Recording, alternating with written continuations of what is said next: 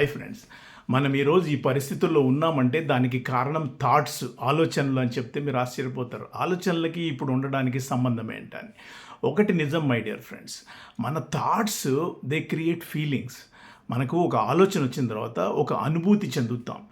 అనుభూతి ఏం చేస్తుందంటే it in turn creates some decision మేకింగ్కి మనల్ని ప్రేరేపిస్తుంది. ఒక నిర్ణయం తీసుకోవడానికి ప్రేరేపిస్తుంది. ఆ నిర్ణయం తీసుకున్న దాని ప్రకారంగా మనం ఏం చేస్తామంటే యాక్షన్లోకి దిగుతాం. ఏదన్నా చర్య తీసుకుంటాం. చర్య తీసుకున్న తర్వాత మనకి రిజల్ట్స్ వస్తాయి. రిజల్ట్స్ ప్రొడక్టివ్ రిజల్ట్సా, అన్‌ప్రొడక్టివ్ రిజల్ట్స్ అనేది తర్వాత విషయం.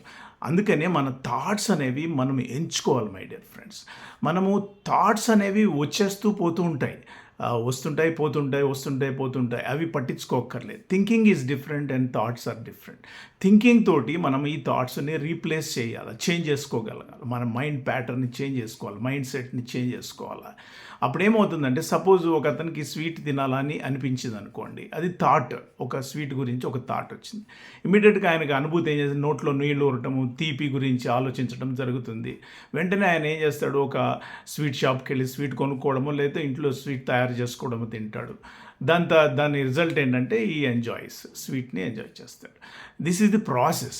సపోజ్ మనం ఏదన్నా సాధించాల విజయం అనుకొని ఒక థాట్ వచ్చింది అనుకోండి, మనం వెళ్ళి అక్కడ ప్రైజ్ తీసుకుంటూ ఉంటే అందరూ చప్పట్లు కొట్టడం, అభినందించడం, మీ లొకాలిటీలో కానీ, మీ కాలనీలో కానీ, లేకపోతే మీ ఆఫీస్లో కానీ మిమ్మల్ని అందరూ చప్పట్లు చరుచుకుంటూ ఒక అడ్మైరింగ్గా చూస్తున్న అనుభూతి మీకు కలిగిందనుకోండి, ఇమీడియట్ మీరు ఏం చేస్తారు, ఒక డెసిషన్ తీసుకుంటారు. నేను ఈ పని చెయ్యాలి, దానికి ఒక ప్రణాళిక వేసుకోవాలి. దాని తర్వాత ప్రకారంగా మీరు యాక్షన్లోకి దిగుతారు. Once you jump in to an action, దాని ప్రకారంగా మీరు రిజల్ట్ని కూడా సాధిస్తారు. సో రిజల్ట్స్ ఒక్కొక్కసారి మన చేతిలో ఉండవు, కానీ మనము ప్యాషనేట్గా సరిగ్గా ప్రణాళికాబద్ధంగా పని చేసుకుంటూ వెళ్తే కనుక రిజల్ట్స్ సక్సెస్ఫుల్గానే ఉంటాయి మై డియర్ ఫ్రెండ్స్. ఇప్పుడు ఒక క్రికెటర్ అనుకోండి, క్రికెటర్ ఏం చేస్తాడు, నేను సెంచరీ చేయాలని బ్యాట్స్మెన్ దిగాడు అనుకోండి, ఆ సెంచరీ ఐడియా ఉంటుంది కాబట్టి ఆయన ఎట్లా ప్లాన్ చేసుకుంటాడు, ఒక డెసిషన్ తీసుకుంటాడు, సెంచరీ నేను చేయాల్సిందే ఈ ఇన్నింగ్స్లో అని చెప్పి బ్యాట్ చేస్తూ ఉంటాడు. బాల్ని ఎలా కొట్టాలి ఇది ప్లాన్ చేసుకొని కొడతాడు. 6 4 లిమిటెడ్ ఓవర్స్ ఎన్ని, దాన్ని బట్టి అతను ప్లాన్ చేసుకొని కొడతాడు. రిజల్ట్ ఏంటంటే ఈ గెట్స్ సెంచరీ అండ్ ఈ gets man of the match award. ఎప్పుడు కూడా మనం మంచి థాట్స్ని, మనం బట్టల్ని కదా మంచి బట్టలను ఎలా వేసుకుంటామో చెత్త బట్టలను పక్కకు పడేసి, అలాగే మనం థాట్స్ని కూడా చెత్త థాట్స్ని పక్కన పడేసి you can replace with good thoughts. బీరువాలో సర్దుకున్నట్లే మన మైండ్లో కూడా థాట్స్ని సర్దుకోవాలి. Replace with good thoughts. Thinking చేసి, ఆలోచన చేసి, మైండ్ సెట్ మార్చుకోవడం ద్వారా, మంచి ఆలోచనల ద్వారా మంచి అనుభూతులు కలుగుతాయి. మంచి అనుభూతుల నుంచి మనం మంచి నిర్ణయాలు తీసుకుంటాం. మంచి నిర్ణయాల నుంచి మంచి యాక్షన్లోకి దిగుతాం.